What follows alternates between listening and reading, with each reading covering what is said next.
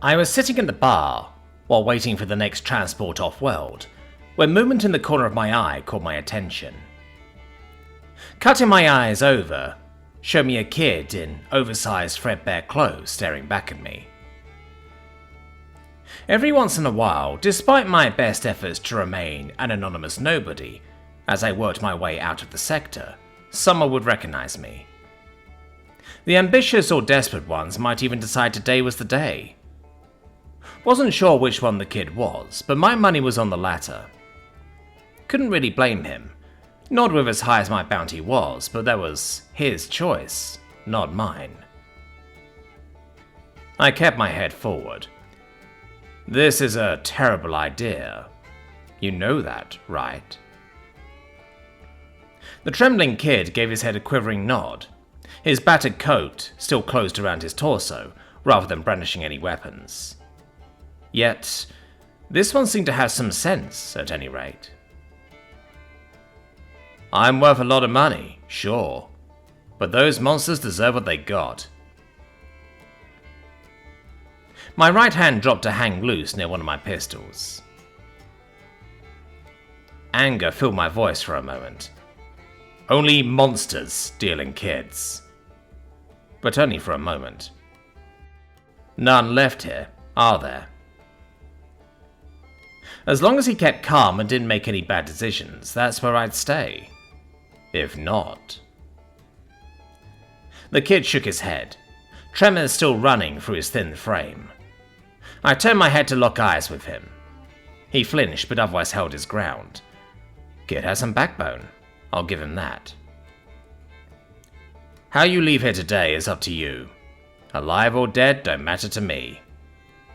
I tossed the whiskey back, closing my eyes while it slow burned down my throat, before I opened them and stood to face him.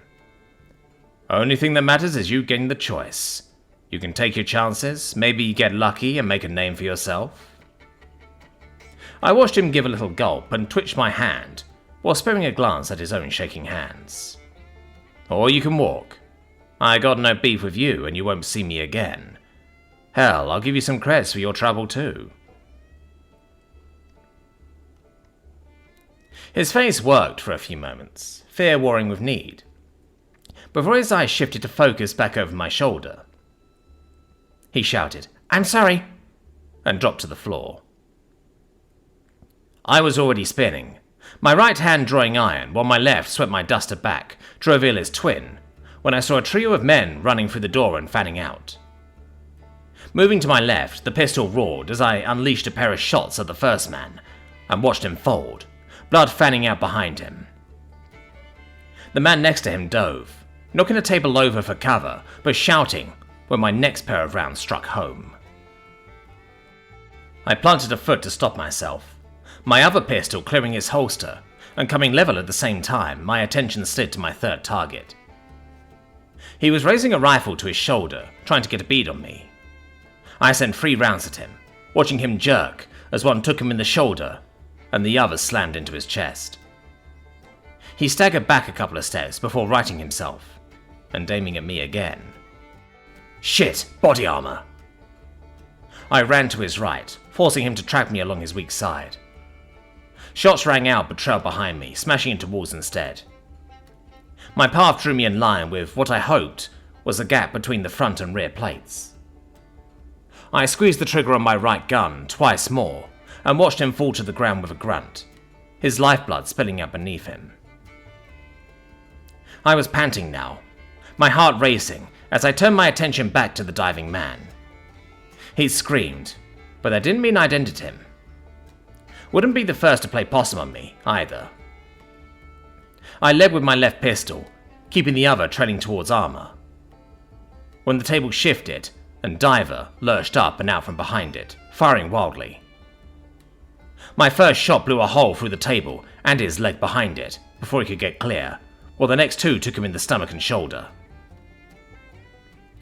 Diver collapsed, but not before squeezing off a final shot that grazed my leg. I screamed at the shock but kept my feet. A quick look at the injury showed me it was a flesh wound, though I knew I was going to limp until it healed. At least the entire team was down, leaving me free to go. The familiar click of a gun's hammer came from behind me, cutting off my train of thought.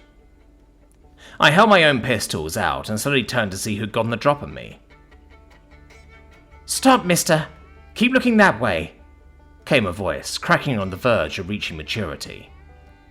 Damn, it was the kid. I twisted my head to look back over my shoulder. Listen, no reason you need to be mixed up in this. Just walk away, and nobody will be the wiser. The bar's door opened and a deeper voice said, "Nobody but me." I turned my head forward to see a ghost, or more accurately, a monster. Before me stood the true reason for my one-man crusade. Reggie Vasquez. Guess I should have made sure all that blood meant you were dead. Reggie chuckled briefly before a coughing fit overtook him. I took a step toward him, but he brandished a gun at my chest, stopping me and steadying it as he got his cough under control. "Oh, I very much am, or will be soon enough." He tapped his chest. "My organs are failing from the damage. I'm just making sure you go first." "Mr. Vasquez?" the boy asked from behind me.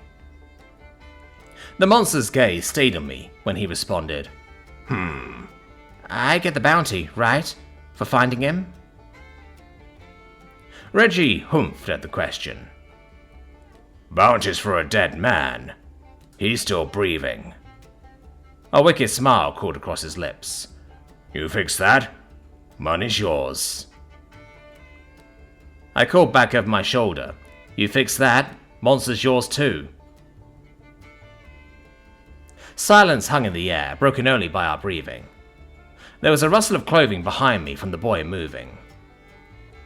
Reggie's smile faded, and his eyes moved to the youth. "Well, be done with it already." A shot rang out. I flinched, but saw Reggie's head snap back before he fell limply to the floor. Instinctively, I spun as I dropped to a knee, pointing both pistols at my captor. Click, click. The boy held the still smoking rifle he must have grabbed from armor pointed in my direction. His eyes wide. My mind raced, realizing I was out of ammo, and there was no way I could reach him before he could get more shots off. It would only take one lucky shot, and I wasn't interested in testing mine. I eased my pistols down into my holsters, then lifted empty hands to show him I was no longer a threat.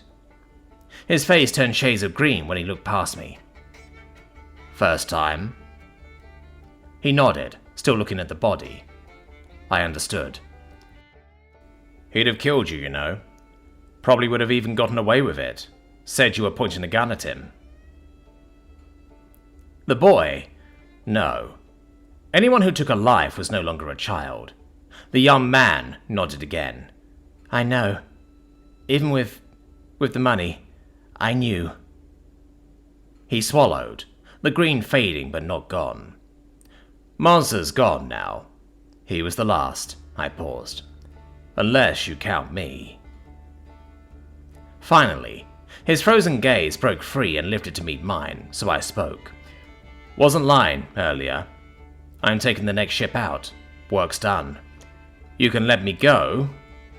I chuckled at a random thought. Or not.